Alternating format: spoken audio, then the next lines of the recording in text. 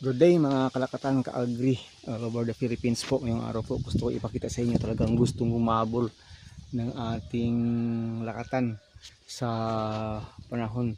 Nakikita po natin kasi puspusan na po yung paglago ng kanyang pagtubo. So yun po. So masaya po tayo. Yung gusto po nating sabihin umaarangkada po talaga siya sa ganitong stage na po ng kanyang itsura at hindi po magtatagal ay mag-uumpisa na po itong magkakaroon ng malaking puno sa ilalim na parang nagsisibuyas. Yun po yung term namin dito minsan, parang nagsisibuyas yung ano po, hindi po sibuyas na dahon, yung sibuyas na bulb, yun po yung onion. Mag-uumpisa na magiging onion yung puno nito sa hinaharap kasi po puspusa na po talaga, binigla yata yung pagtangkad niya mga kaagri.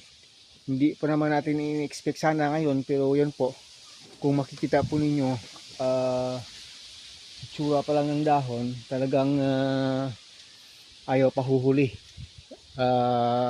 Ano talaga kasi heights talaga ng time niya, na yun po, gustong umarangkada ng gusto nitong area na ito ng ating lakatan. So libot ko lang po kayo dito nang makita po ninyo yung sitwasyon niya, na pag napatanong po kayo pag ganito na po itsura ng lakatan natin, ini-expect po natin magkakaroon po ito ng magandang production sa inharap if ever po na mabigyan ng Panginoon ng enough na ulan, enough lang, at saka hindi po madadaanan ng bagyo. Kasi doon sa kabila po nating taniman na nagbubunga na ng mga second generation, third generation natin, ay noong 3 weeks ago ay tinumbayo ng mga hipo-hipo doon. Pero ito po dito kasi ito po yung pang fifth na natin na expansion. Maliban na dun sa kabila na last nating expansion, hindi naman yan last kasi may tinatarget pa tayo dun sa may taas na taniman. Pero yun nga po, ito gusto kong i-show sa inyo na mahirap yung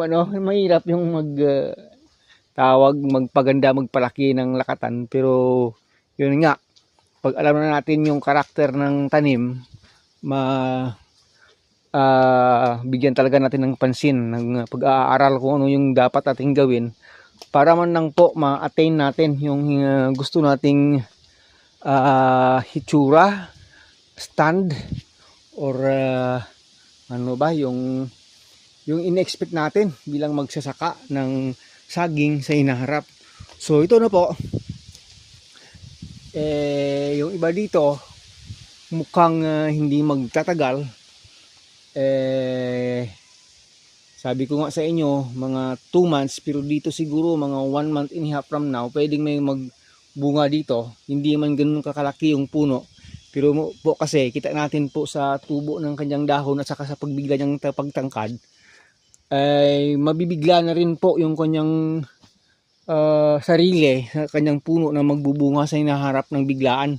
Kasi nga sinabi na natin sa inyo, gaya pero po siya ng mga ibang commodities na pag maagang lumaki, maaga rin nagbubunga.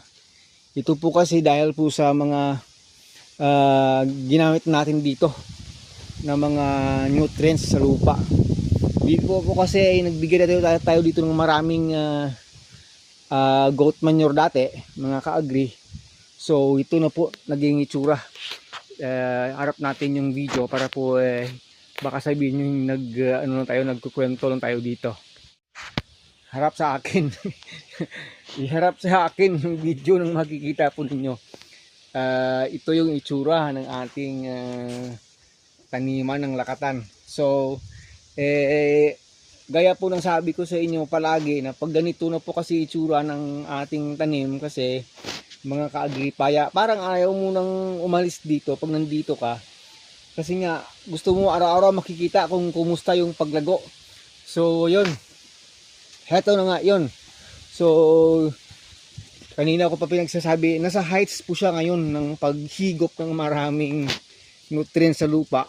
Pag ganito po itsura na talagang mabilisan po ang paglabas ng mga dahon niya at bigla ang pagtangkad. So, as expected po, kasi po nabigyan ng tamang ulan at yung mga nagdaang ulan dito dati grabe kasobra. Sa ngayon po kasi parang tamang-tama lang, pangsaging talaga. Yung problema na lang po natin mga kaagi talaga dito, bagyo pag nabagyuhan Sana naman Lord hindi. Kasi nga napakalaking perwisyo po yan sa ating taniman ng nakatan pag bagyo na talaga. Especially ngayong time na niya na malapit na siyang magdadalang tao, kung sa tao pa, nagdadalang bunga. Yun mga kaagri. Harap natin talaga yung video kasi hindi maganda pag mukha ko lang yung nakikita ninyo. So yun. Pag ganito na nga, sabi ko nga kanina sa inyo talagang umaarangkada umaarangkada tingnan nyo Sino ba naman hindi magagalak pag ganito na yung itsura ng kanyang puno ng sagingan dito. Akyat ko pa kayo sa taas. Kasi diyan ko kayo inaakyat sa taas sa isang area pa dito. Na palagi nating dinadaanan kasi sabay silang tanim dito sa ilalim. Yung dito sa taas, sabay po ito sila. Ito po ay nasa mga 200 ka puno lang. Mula po dito hanggang dyan mga 200. Pero plus pa kay tatay doon na sumabay na rin dito na mga 200. More or less ay mga 400 ka puno yan dito. Ang dito na area lang na ganito na yung itsura na magkasinidad silang itinanim. Mga kaagri. Tingnan nyo naman Yung puno niya biglang lumalaki na Yan po Nag-uumpisa na pong magbibiyak-biyak kasi. Yan po yung mga sign na nag-uumpisa ng magbibiyak-biyak sa puno. Ibig sabihin, nag-uumpisa na siyang ng bunga sa loob. Yan po Nagbibiyak-biyak na Ayan po kasi pag hindi pa yung nagdadalang bunga sa loob, hindi po siya basta-basta nagbibiyak-biyak sa ilalim o sa puno. So, yun, dahil biglang tumangkad Gaya po nito biglang tangkad So, expected po natin hindi magtatagal.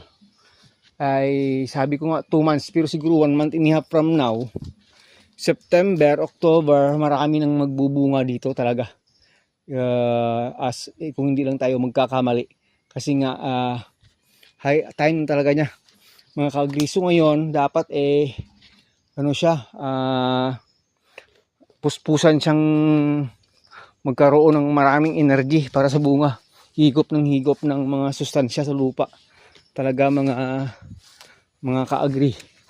Dito po, umpisa nang gumaki yung mga puno talaga. Nagbibiyak-biyak na.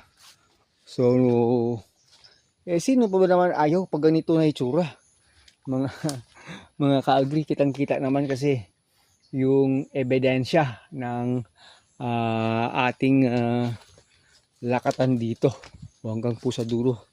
Yun po yan po yung mga saba natin dyan sa taas, may mga maraming pusong hindi pa nakuha.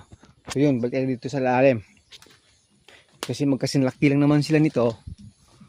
Ito nga taniman natin, nasa tapat po ito ng pilapil na may mga nyog. Ito hindi nga nalinisan yung nyog natin, mga nyog yan dyan, mga takunan dwarf.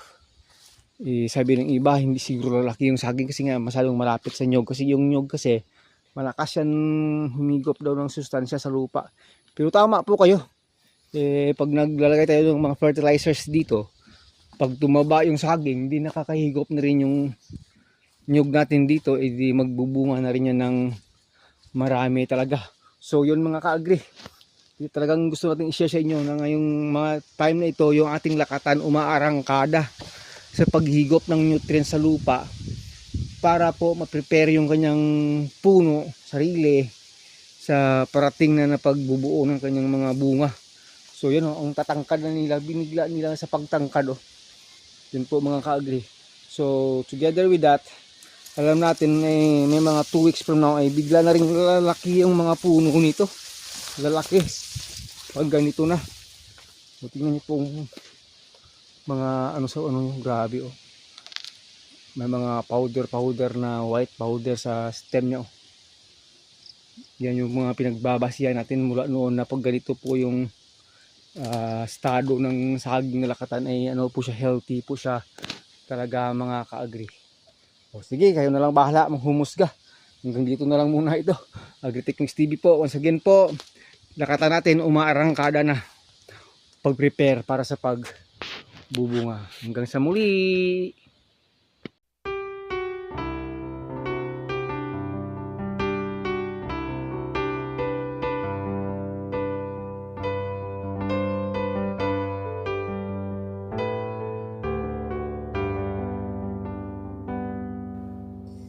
Listening through the distance, it's enchanting me. All the dreams tonight, my friend, never set them free. I was once like you before, where to begin? But I hold the dreams I have and never leave it there. When you're down, strike the stand, he'll send you a helping hand. Your life is not just fantasy, all the dreams